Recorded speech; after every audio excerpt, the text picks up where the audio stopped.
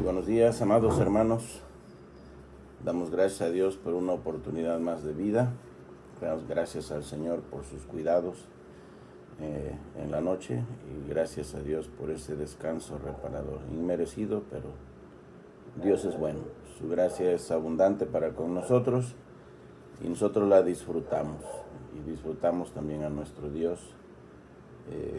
Qué bueno que esta mañana seguramente estuvimos ya en su presencia, alabándole, dándole las gracias, agarrándonos ya de Él, que tanta necesidad tenemos de Él. Dios es bueno. Pues aquí estamos otra vez con deseos de meditar una vez más la palabra de Dios. Espero que les estén siendo de bendición estos temas que he estado compartiendo con ustedes. Espero que sean de ánimo a su vida espiritual. Ciertamente son temas doctrinales porque pues así es la epístola de los Efesios. En la primera parte, estos primeros 2 capítulos, Pablo trata de doctrina, da la enseñanza, y en la segunda parte de la epístola pues da la aplicación a esa enseñanza, como lo hace en todas sus epístolas. Pues gracias a Dios por los hermanos que están listos. Eso anima mucho mi corazón para seguir también pues preparando estos temas, porque sé que hay hermanos que tienen deseos de meditar la palabra, que tienen deseos de meterse en ella. Y bueno, pues podríamos hacer este segmento de 5 minutos, 10 minutos nada más, pero cuando uno se mete a la palabra de Dios, es como cuando te empiezas a comer un helado o algo muy delicioso, algo que te gusta mucho, pues una vez que empiezas a saborearlo, lo disfrutas tanto hasta que te lo acabas. Y así es la palabra de Dios, es algo delicioso, rico al paladar espiritual y es algo sustancioso, algo que te alimenta. Pues creo que ya estamos listos para comenzar. Les invito a abrir sus Biblias, si ya las tienen listas, agárrenla, estiren la mano y busquen la palabra de Dios. Efesios capítulo 1, versículo 7. Esta es la sección que hemos estado considerando. Tan solo en este capítulo 1 de Efesios encontramos un hermoso manojo de doctrinas. Ya hemos considerado las doctrinas de la elección y la predestinación, en donde aprendemos que el Señor nos escogió. Nosotros no hicimos esto. Claro que teníamos que hacer uso de la voluntad y decidir seguirlo, pero pues sabemos que Él trabajó también en nuestra voluntad. Nosotros estamos caídos, el ser humano está depravado, y eso no significa que está mostrando toda su potencialidad de pecar en su depravación. No estoy diciendo eso. Pero lo que sí estoy diciendo es que el hombre está incapacitado para acercarse a Dios por sí mismo y alcanzar a Dios, alcanzar su gracia. El hombre no tiene esa capacidad. Pero es Dios el que la da. Es Dios quien en su misericordia nos abrió la puerta de la libertad, y es lo que vamos a ver hoy. Encontramos entonces que fuimos elegidos, fuimos predestinados para salvación de todo ese mar de gente que va, ese río de gente que va decididamente hacia la condenación. Dios quiso escoger a algunos de nosotros para Él y para llevarnos un día a su presencia. Ayer consideramos la doctrina de la adopción y nos gozamos al saber que ahora somos hijos de Dios y que lo somos en calidad de hijos adultos, con un derecho dado por Dios para toda su herencia. Ayer explicaba esto, que que nuestra situación con Dios ahora en la adopción, más que de relación, es de posición. Es un derecho que Dios nos quiso dar al haber depositado nuestra fe en el Señor Jesucristo, en un genuino arrepentimiento de pecados. El Señor nos puso en su familia. Ahora sí podemos decir que somos hijos de Dios. Pues le damos gracias a Dios por ello. Spurgeon dijo en una ocasión, y esto también lo escribió, que él apreciaba tanto ser un hijo de Dios, que eso no lo cambiaría ni siquiera por la corona de Inglaterra. Así de importante, así de agradable era para este hombre el ser considerado hijo de Dios. Es un gran privilegio, hermanos. El más grande de los privilegios que Dios confiere a los hombres y no a todos. Entonces siéntase usted privilegiado porque Dios a usted le eligió y Dios a usted le hizo su hijo y ahora puede presumir de ello: soy hijo de Dios. Hoy veremos otra hermosa doctrina, y esta es la doctrina de la redención. Y nuestro texto dice: en quien tenemos redención por su sangre, el perdón de pecados, según las riquezas de su gracia. En quien tenemos redención por su sangre, el perdón de pecados, según las riquezas de su gracia. Este es el texto de hoy. Por definición, la redención, la palabra redención significa liberar mediante el pago de un precio, o dar la libertad mediante el pago de un rescate. La redención tiene que ver con rescatar, y ya sabemos nosotros quién es nuestro libertador, que nuestro libertador es nuestro Señor Jesucristo. Él pagó este precio. Entonces redención es liberar mediante el pago de un precio, o dar la libertad, otorgar la libertad mediante el pago de un rescate.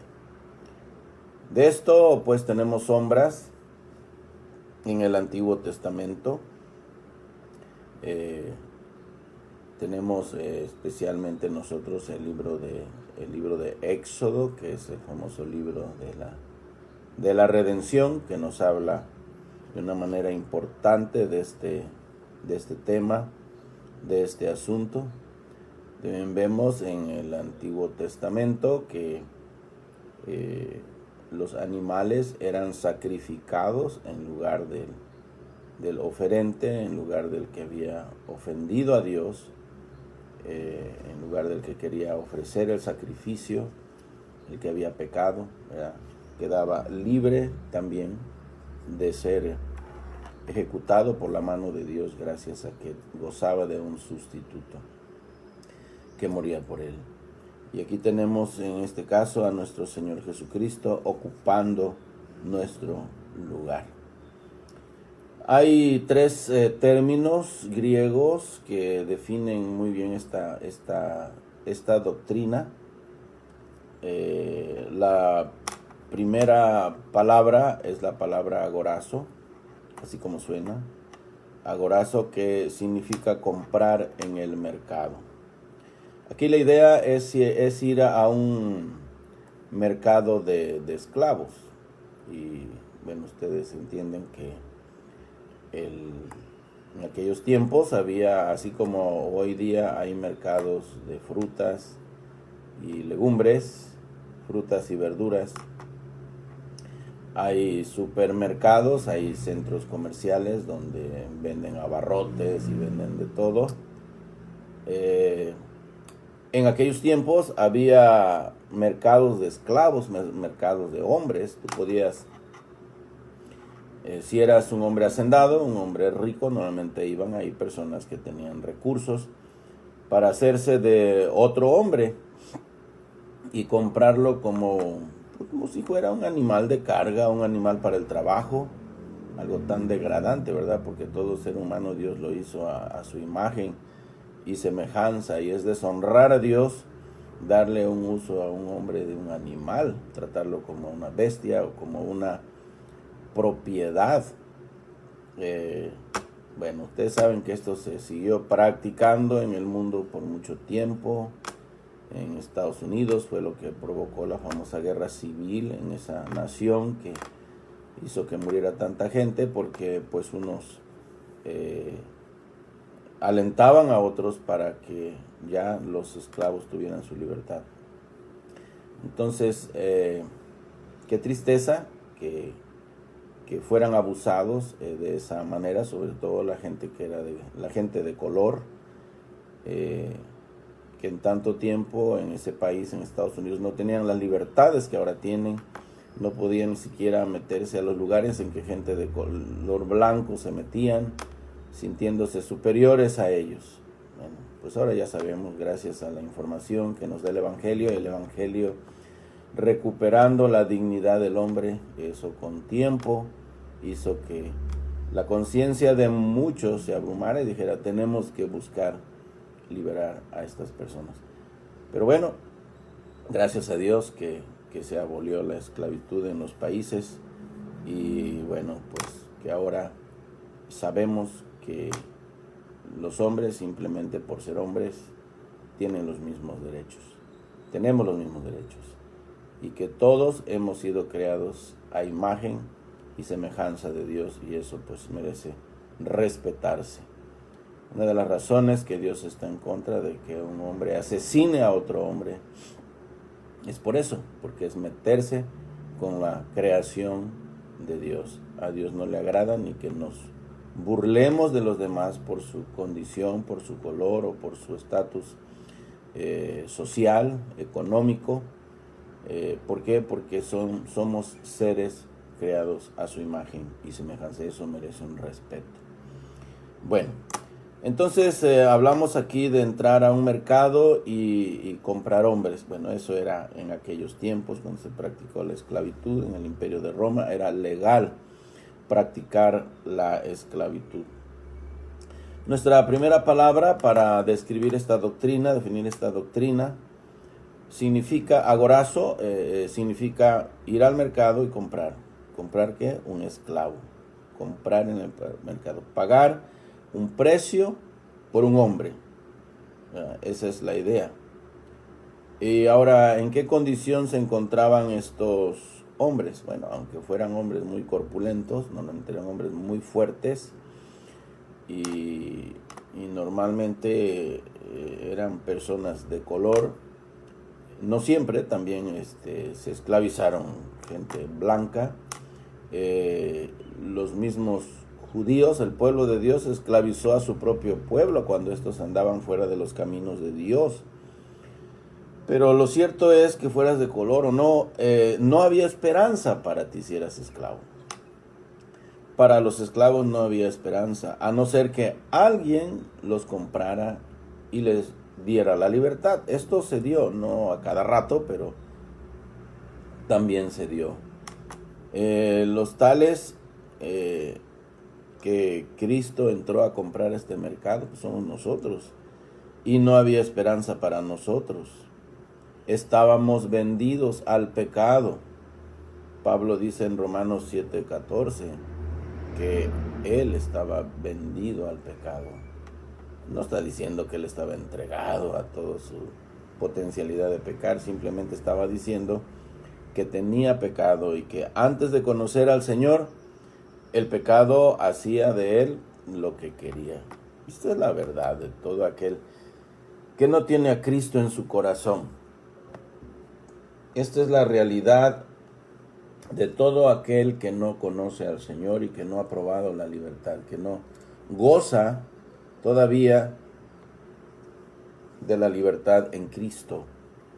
Esta persona es víctima de sí mismo, es víctima del mundo, es víctima del diablo, es víctima de su propio pecado, y no puede hacer otra cosa más que pecar, desobedecer a Dios.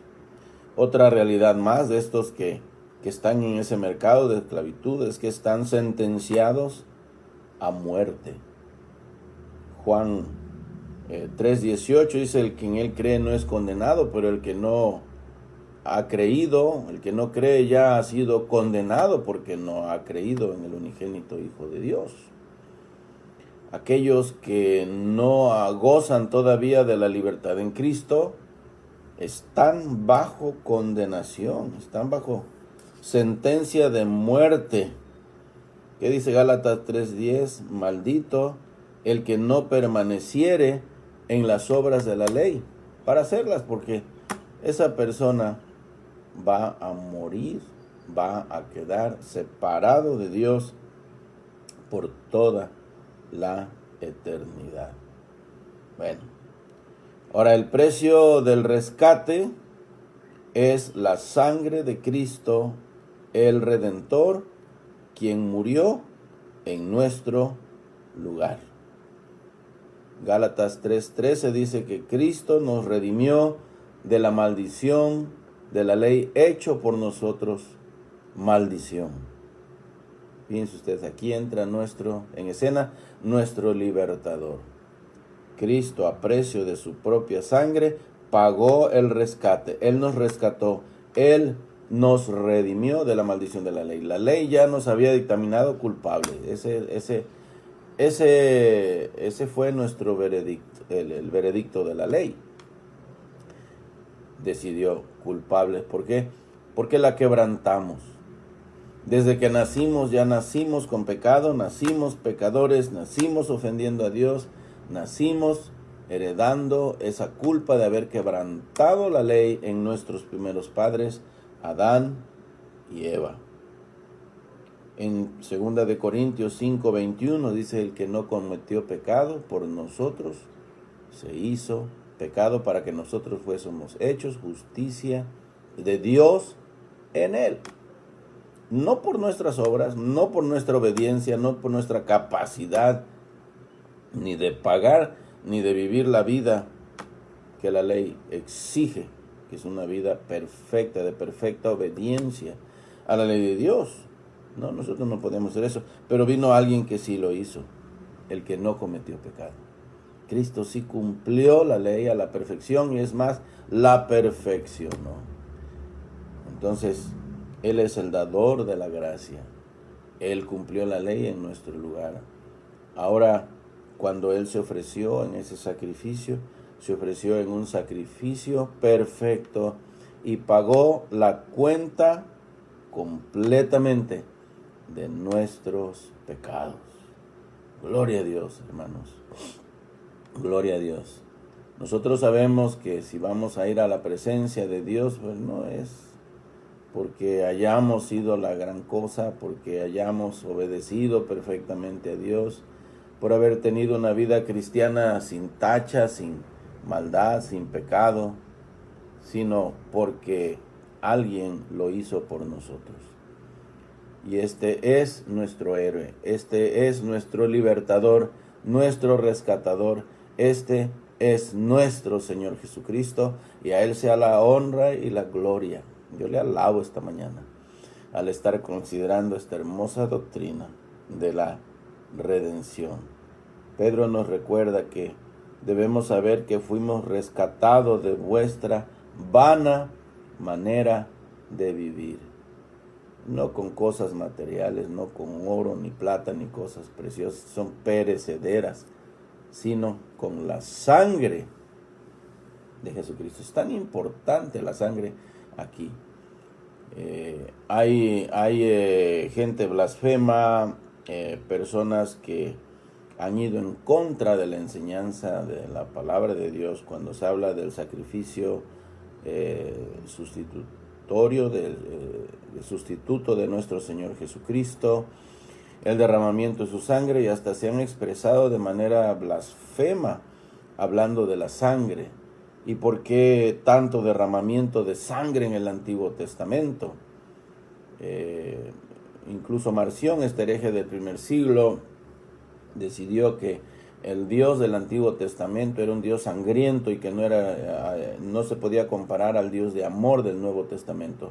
Él decidió creer en el Dios del Nuevo Testamento y desechar al Dios del Antiguo Testamento, sin darse cuenta que estaba desechando al mismo Dios en su doctrina, blasfemando contra él. Y no entendió que el elemento de la sangre es un elemento importantísimo en el Antiguo Testamento. Por eso vemos y hablamos y leemos de miles y miles de sacrificios en el Antiguo Testamento. Claro, el libro de los Hebreos está ahí para decirnos: ninguno de esos sacrificios podía hacer perfecto al hombre con respecto a sus pecados, que no podían limpiar la conciencia de pecado. Y por más sacrificios que hacían, se volvían a contaminar y tenían que volver a estar haciendo siempre, día con día, los mismos sacrificios. Pero dice Hebreos 10:14 que con una sola ofrenda, Cristo, con una sola ofrenda, con un solo sacrificio, hizo perfectos para siempre a los santificados. Cristo no necesitó ofrecerse 2, 3 veces, no. Él, siendo el sacrificio perfecto y ofreciendo el sacrificio perfecto, pagó el rescate, compró en este mercado del mundo, en este mercado de esclavitud, el precio que el Padre demandaba por nosotros, y lo pagó completamente. Y cuando Cristo resucitó, el Padre demostró de esa manera que el sacrificio que había ofrecido su Hijo le había dejado 100% satisfecho, que había sido completo, que el pago había sido completo, que no se necesitaba más. Y es por eso que decimos que para ser salvos, lo único que necesitábamos es poner nuestra fe en el Señor Jesucristo. Creer en Él. Creer que lo que hizo en esa cruz, derramando su preciosa sangre, es más que suficiente para nuestra salvación. Pero no es la única palabra que describe aquí esta doctrina. Ya vimos la palabra agorazo, que habla de comprar, ir y comprar en el mercado. La otra palabra es exagorazo. Y es una palabra compuesta, son dobles. Es sacar, es comprar y luego sacar del mercado. No tiene caso pagar un producto, ¿verdad? Y luego dejarlo ahí. A mí me ha pasado, a veces mi mente anda toda embotada ahí con situaciones y voy a comprar algo a la tienda o voy a comprar algo a la verdulería o al mercado y pago y a veces el comerciante me tiene que decir: oye, señora, su producto, por favor, lléveselo. No me lo deje aquí, o qué, me lo va a regalar o qué. Anda usted muy dadivoso en esta mañana. Digo, no, lo que pasa es que se me estaba olvidando. No tiene caso pagar y salir corriendo y dejarlo allí, ¿verdad? Hay que llevárselo. Entonces, habla aquí con comprar y sacar el producto. En este caso es el hombre, es el que está en ese mercado de esclavitud. Ha sido pagado el precio total por sacarlo, el precio que se demandaba para poder sacarlo, y ahora es sacado del mercado. Así el que era esclavo, pues ya no está más a la venta. El precio ha sido pagado, ha sido completo y ya no está a la venta. Una vez que se pagó, ese esclavo pues ya puede gozar de su libertad. Y esto es lo irracional, ¿verdad? De haber sido pagados por precio y todavía seguir obedeciendo al pecado. Cristiano, esta es la noticia más alentadora que usted puede recibir, que usted y yo podemos recibir. No tenemos por qué pecar. Ya no estamos bajo esclavitud. Yo me imagino esas personas que cuando se informó que había sido abolida la esclavitud y que las personas podían salir de esas propiedades, de esas fincas tan enormes donde los tuvieron a su voluntad los dueños, los que les habían comprado, y que de este día en adelante era ilegal tener hombres, o ir a comprar hombres, o vender hombres, o comprar hombres, y tenerles como si fuera un animal, ¿verdad? Como su propiedad, un animal, para ponerle a trabajos forzados, sin darle una recompensa, sin siquiera alimentarlos bien y vestirlos bien. No. Saben que muchos reaccionaron, esclavos reaccionaron contra esto y dijeron, pero pues, ¿qué vamos a hacer? Nosotros estamos acostumbrados a vivir en esta finca, en esta hacienda. Aquí tenemos nuestra comida, aquí tenemos nuestro vestido. Sí, pues nuestro amo, cuando desobedecemos, pues nos da de varazos y nos deja la espalda toda marcada. Pero pues ya nos acostumbramos y pues aquí nos quedamos mejor. Pues qué tontería.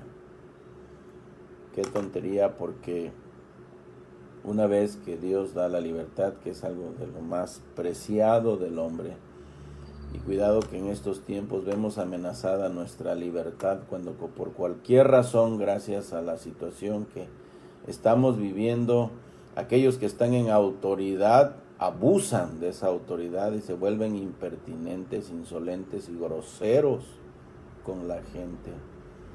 Pues imagínense ustedes, esto nada más, supuestamente va a ser un rato, ojalá que nada más sea un rato, sea cuestión de días o de meses nada más. Pero si esto continúa así, sí que va a ser un dolor de cabeza, un dolor de muela para mucha gente. Algo que incomoda porque no estamos acostumbrados a que nos estén diciendo qué hacer. Somos seres libres y nuestra libertad es una de las garantías que hemos tenido siempre y es lo que más disfruta el hombre, uno de sus derechos. Tener derecho a razonar, derecho a pensar. Y cuidado que eso también es agredido hoy día cuando la gente que está totalmente convencida de que todo lo que está pasando y que anuncian por medio de los medios de comunicación es así, tú les dices algo diferente, que a ese te van encima las mordidas, porque quisieran que no tuviéramos voluntad para razonar, y los que tenemos esa capacidad pues la usamos y no nos dejamos asustar al extremo como muchos están allí. Pero bueno, hermanos, somos libres en Cristo Jesús, pero somos libres para no pecar. Somos libres para ponernos a los pies del Señor y ahora con humildad recibir su santa ley, ¿verdad? E incluso la misma ley ya no la vemos así con desdén y con falta de respeto, ahora la amamos, como David decía, oh Jehová, cuánto amo yo tu ley, todo el día es ella mi meditación, ¿verdad? Pero el espíritu de esta ley es el amor a Dios y es el amor al prójimo. Y en esta dispensación de la gracia, pues esto se vive con más fuerza, con más fuerza. Entonces entendamos esto, hemos sido comprados por precio en el mercado, el Señor ya pagó, y ahora, después de ser comprados, hemos sido sacados ya del mercado de esclavitud. No tienes por qué seguir obedeciendo a ese antiguo amo que hacía de ti lo que quería. La tercera palabra también es muy ilustrativa y es la palabra lutró. La primera es agorazo, luego exagorazo y luego lutró. ¿De qué nos habla esta palabra? Esta palabra significa soltar, poner en libertad mediante el pago de un precio. Entonces, ya se fue al mercado, se hizo un pago, ya se sacó el producto del mercado y ahora se le dice, ¿sabes qué? Eres libre. De eso les estoy hablando. No tenemos por qué seguir sometidos a este antiguo amo, porque hemos sido puestos en libertad mediante el pago de un precio. Cristo, la verdad, nos ha hecho libres. Dice Juan 8:32, y conoceréis la verdad, y la verdad os hará libres. Cristo es la verdad. Él dijo, yo soy el camino, y en Juan 14:6, yo soy el camino, la verdad y la vida. Y nadie viene al Padre si no es por mí. Yo soy la verdad. Y hermanos, Cristo siendo la verdad, nos ha hecho libre. Alégrese, no tiene usted por qué seguir pecando, no tiene usted por qué seguir obedeciendo a ese antiguo amo que lo único que le trajo fue problemas. Hay personas que vivieron una vida tan entregada, tan obediente al pecado, hicieron de todo y no se ufana. El cristiano que vivió una vida así no se ufana de ello, no presume con ello. Al contrario, como un Pablo dice, ahora lo recuerdo con lágrimas. O como Pablo diciendo, las cosas que hacíamos ni siquiera merecen llamarse fruto, porque ni siquiera eran fruto, era pura tontería, era puro pecado, cosas que no agradaba a Dios y cosas que afectaron la vida. ¿Cuántos llegaron a Cristo con un segundo matrimonio? Hijos por aquí, hijos por allá, de una familia, de otra, todos arruinados, teniendo que sostener 2 o 3 familias. El dinero, pobres hombres, no les alcanza para nada. No es nada sabio pecar. Y los que conocimos a Cristo desde nuestra niñez, como un Timoteo, con la influencia de una abuela Loida y una madre Eunice, bueno, pues qué bendición. Bueno, esta fue mi bendición. Aunque mis padres no lo hicieron, bueno, mis abuelos sí lo hicieron. Entonces, estar allí desde pequeño, recibiendo entrenamiento, de ir a la iglesia, de participar en todas las actividades, fue de bendición para mi vida. Aunque en momentos me resentía, pues era un niño, lo único que quería era jugar. Pero mis abuelos, de veras que lo hicieron bien. A la edad de 15 años, ya un poco más de 15 años, acercándome a los 16, llego a Córdoba, a una escuela bíblica. Era una casa hogar, pero se convierte al año en una escuela bíblica. Y allí pues Dios ya me detuvo, de ahí me fui 6 años para ser instruido en el seminario. Y eso decidió que el resto de mi adolescencia y toda mi juventud estarían invertidas en la obra de Dios, estaría en la obra de Dios. Y no tendría una sola oportunidad para irme al mundo y hacer lo que quisiera, lo que dictaminaba los deseos de mi carne. No, porque ya Cristo había entrado en mi vida y ya me había colocado en su servicio. Bueno, entonces qué bendición tan grande la mía haber crecido allí. Entonces el pecado no me hizo gran cosa en ese sentido. O sea, no significa que no haya tenido deseos de pecar y no haya yo ofendido a Dios ocasionalmente, pues como cualquier cristiano lo he hecho. Pero gracias a Dios no he sido víctima del pecado como otros que estuvieron metidos en vicios terribles como el alcoholismo, la drogadicción, la fornicación, el adulterio y tantas cosas así, que dejaron sus vidas marcadas aún para la eternidad. Qué cosa tan terrible. Y no están agradecidos por ello, no presumen de ello, no, al contrario, les da tristeza. Y hubiesen preferido el mejor no meterse en esas cosas, porque los dejaron marcados, les lastimaron la salud y tienen consecuencias. Y bueno, pues las consecuencias siguen, hermanos. Amados hermanos, tristemente siguen. Pero demos gracias a Dios que el Señor pagó el precio de nuestro rescate y ahora gozamos de libertad. Se pagó el precio, nos sacaron del mercado, ahora nos ha soltado a libertad para de una manera voluntaria, como un esclavo de amor, ahora servir a nuestro nuevo amo, a nuestro nuevo dueño, que es el Señor Jesucristo. Dice Gálatas 4:4 y 5, pero cuando vino el cumplimiento del tiempo, Dios envió a su Hijo, nacido de mujer y nacido bajo la ley, para que redimiese a los que estaban bajo la ley. Aquí está otra vez esta hermosa doctrina mencionada. Para que redimiese, la redención, para que rescatara, para que pagara el precio de nuestro rescate, a los que estaban bajo la ley, a fin de que recibiésemos la adopción de hijos, la doctrina que consideramos ayer. Ahora no solamente hemos sido sacados del mercado, ahora tenemos la posición de hijos de Dios y gozamos de libertad. Oh hermanos, la redención nuestra se pagó por medio del sacrificio de Cristo. Este es el aspecto legal de la redención. Fue pagada completita por medio del sacrificio de Cristo. Pero también tiene su efecto en la vida diaria. Y en esto tiene que ver la participación del Espíritu Santo en nuestra vida.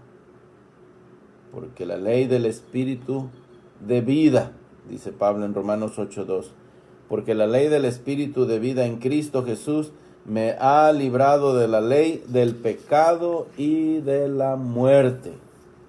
Qué bendición, hermano.